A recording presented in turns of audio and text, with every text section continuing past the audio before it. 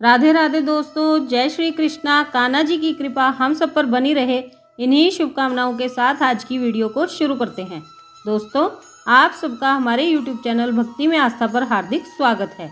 आज की इस वीडियो में हम आपको फाल्गुन पूर्णिमा की जानकारी देंगे। आप सबसे रिक्वेस्ट है कि वीडियो को पूरा और ध्यान से सुनिएगा। चलिए शुरू करते हैं। हिंदू कैलेंडर के अनुसार हर मास के शुक्ल पक्ष की 15वीं तिथि को पूर्णिमा होती है। इस समय फाल्गुन मास का शुक्ल पक्ष चल रहा है, इसलिए फाल्गुन पूर्णिमा आने वाली है। फाल्गुन पूर्णिमा का अपना एक विशेष महत्व होता है, जिसका संबंध होलिका दहन और होली के त्यौहार से है। वैसे पूर्णिमा के दिन नदियों में स्नान, दान करने और व्रत रखने से पुण्य की प्राप्ति होती है।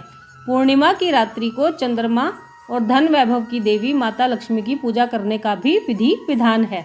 आइए जानते हैं फाल्गुन पूर्णिमा की तिथि और होलिका दहन और होली से संबंधित कुछ जरूरी बातें।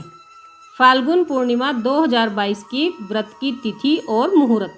पंचांग के अनुसार फाल्गुन मास के शुक्ल पक्ष की पूर्णिमा तिथि का प्रारंभ 17 मार्च को दोपहर 1:29 पर हो रहा है। यह तिथि 18 मार्च दिन शुक्रवार को दोपहर 12:47 तक रहेगी।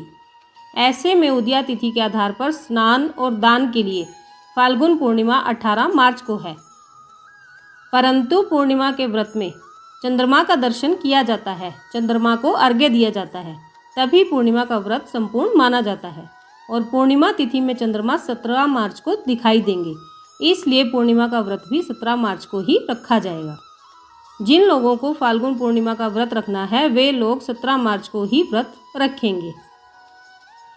फाल्गुन पूर्णिमा का होलिका दहन और होली से संबंध। फाल्गुन पूर्णिमा की रात्रि में होलिका दहन किया जाता है और फाल्गुन पूर्णिमा के अगले दिन होली का त्यौहार मनाते हैं।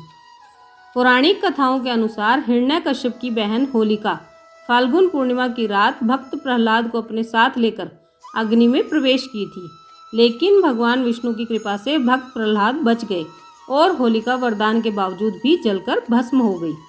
यह दिन असत्य पर सत्य की जीत का प्रतीक माना जाता है। इस वजह से हर साल फाल्गुन पूर्णिमा की रात होलिका दहन होता है और अगले दिन सुबह रंगों का त्यौहार होली मनाया जाता है। इस साल होलिका दहन 17 मार्च को है। इस बार फाल्गुन पूर्णिमा की तिथि का प्रारंभ 17 मार्च की दोपहर 1:29 से हो रहा है और समापन 18 मार्च को दोपहर में हो रहा है। दोपहर बाद चैत्र माह के कृष्ण पक्ष की प्रतिपदा तिथि शुरू हो जा रही है। होलिका दहन फाल्गुन पूर्णिमा की तिथि में होना होता है। ऐसे में होलिका दहन 17 मार्च की रात को ही होगा। होलिका दहन भद्रा रहित मुहूर्त में किया जाता है। भद्रा में होलिका दहन करने से अनहोनी की आशंका रहती है। धर्म सिंधु नामक ग्रंथ में बताया गया है कि होलिका दहन पूर्णिमा तिथि में भद्रा रहित काल में करना चाहिए। साथ ही इस ग्रंथ में यह भी कहा गया है कि यदि प्रदोष काल में भद्रा हो और निशित काल से पहले भद्रा समाप्त हो जा रही हो, तब भद्रा के समाप्त होने पर निशित काल यानी मध्य रात्रि से पहले होलिका दहन कर लेना चाहिए। लेकिन यह नियम इस साल लागू नहीं हो पा रहा है।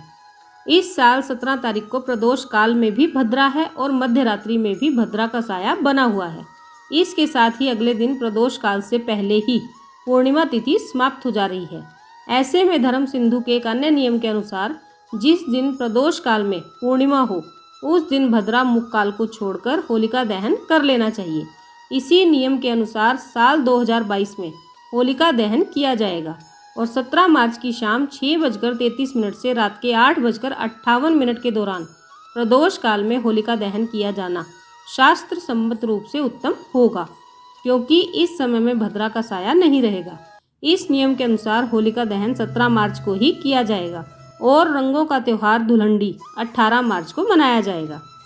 चलिए अब आपको होली के व्रत में पढ़ी और सुनी जाने वाली होलिका दहन की व्रत की कथा भी सुना देती हूँ। होली के व्रत में इस कथा को अवश्य ही सुनना चाहिए।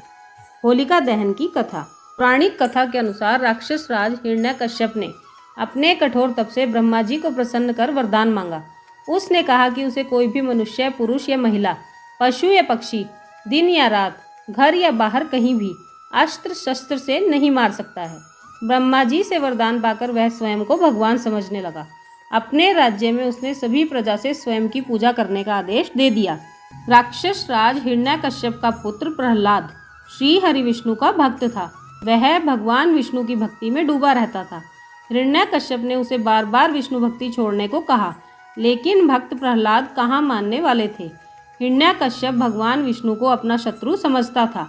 प्रहलाद भगवान विष्णु की भक्ति छोड़ दें, इसके लिए हिरण्यकश्यप ने उनको कभी पहाड़ से नीचे फेंका, कभी नदी में डुबोकर मारना चाहा, तो कभी हाथी के पैरों तले कुचलने की कोशिश की।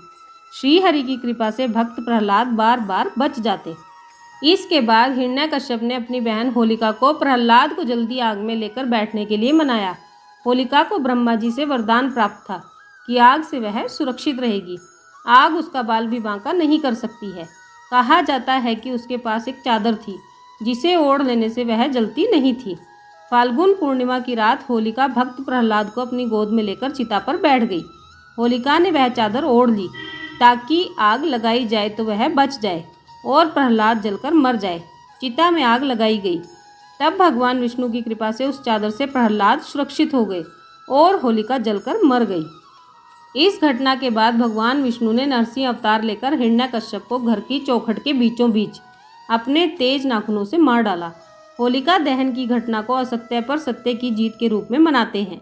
यह घटना फाल्गुन पूर्णिमा को हुई थी, इसलिए हर साल इस तिथि को होलिका दहन किया जाता है।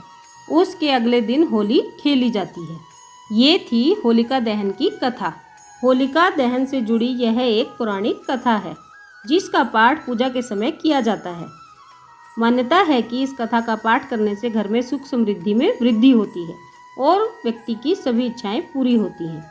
तो दोस्तों, ये थी फाल्गुन पूर्णिमा और होलिका दहन की संपूर्ण जानकारी। आप सबने वीडियो को ध्यान से सुना, इसके लिए आपका धन्यवाद। आज की वीडियो में बस इतना ही। कल फिर मिलेंगे एक और नई वीडियो के साथ। तब तक स्वस्थ रहिए, मस्त रहिए, अपना और अपनों का ख्याल रखते रहिए और प्रभु के श्री चरणों से जुड़े रहिए। आप सबको होली के त्यौहार की हार्दिक शुभकामनाएं। राधे राधे दोस्तों, जय श्री कृष्णा, जय माता दी।